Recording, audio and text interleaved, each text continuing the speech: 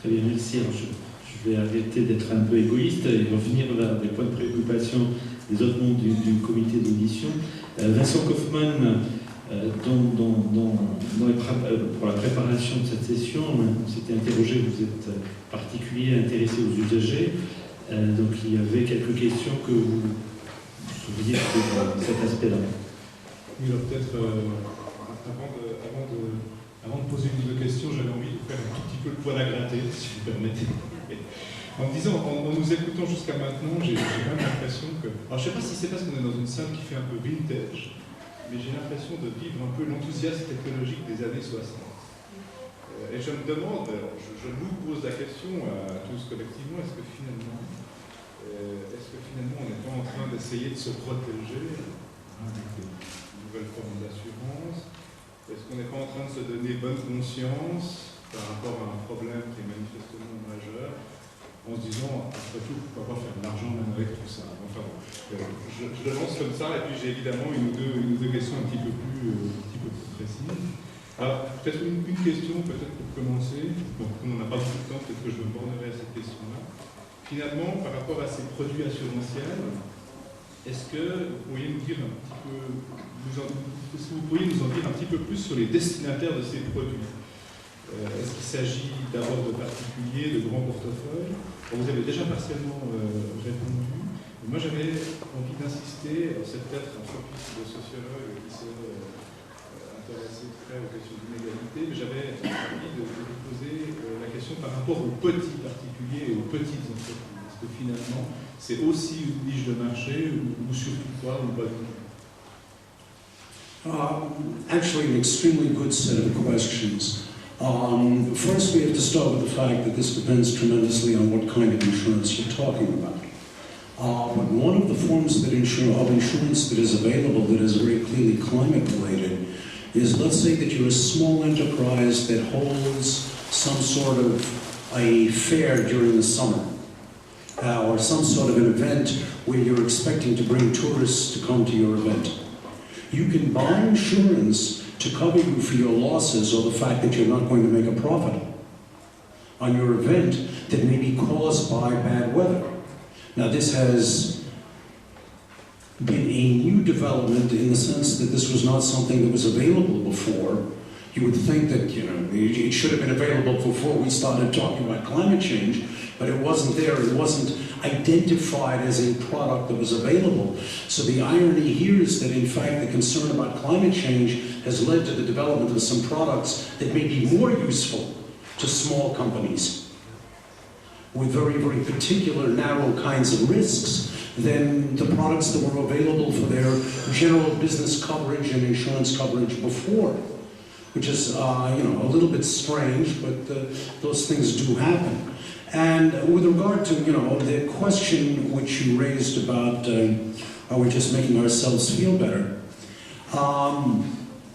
There's absolutely no question that if I look at the behavior of the insurance companies, each one is trying to say, I was the first to do this, no, we were the first to do this other thing, and so on. It's what's known in the US as greenwashing. That is to say, you're trying to turn the color of your company significantly greener than it really is. And I think that that's certainly part of what's going on with some of this kind of insurance. But I'm jumping ahead to what I suspect may be some other questions that may be coming.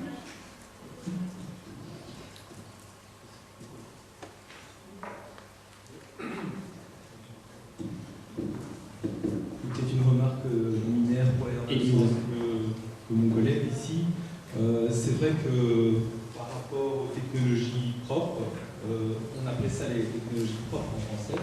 À la fin des années 80 et 90, on a beaucoup parlé de ça. Et il y a eu même des alliances entre des entreprises et des NGO, des ONG en français, qui se sont coalisées autour de la promotion des technologies vertes. Donc, effectivement, ça sera intéressant de voir qu'est-ce qu'il y a de nouveau dans le contexte aujourd'hui par rapport à des choses qu'on avait déjà vues.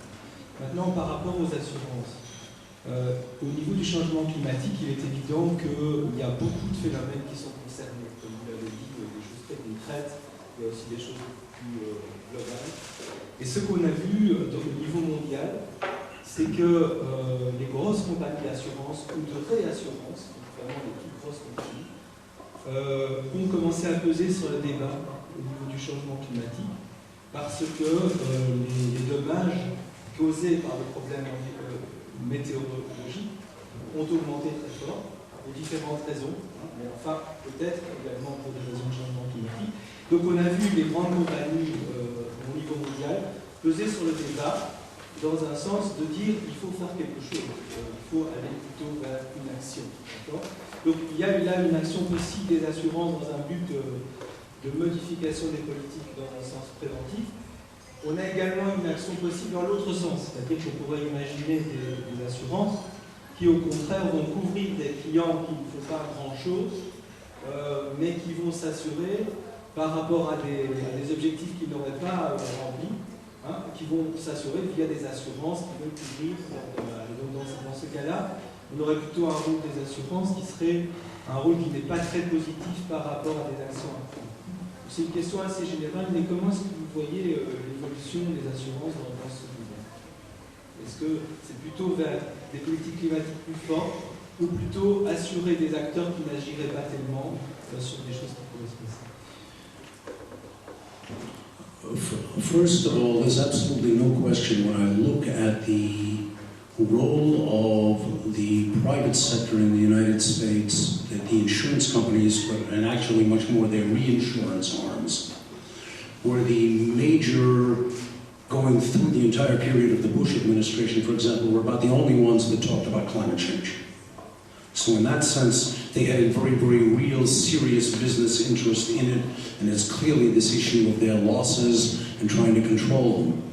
I've done some interviews with some of the people who are currently involved in developing environmental insurance products in the United States, and one of the things that they want is they want government action, they want the regulations, because they can then insure companies against the risk, they can provide them insurance for the risk that they fail to conform to the regulations.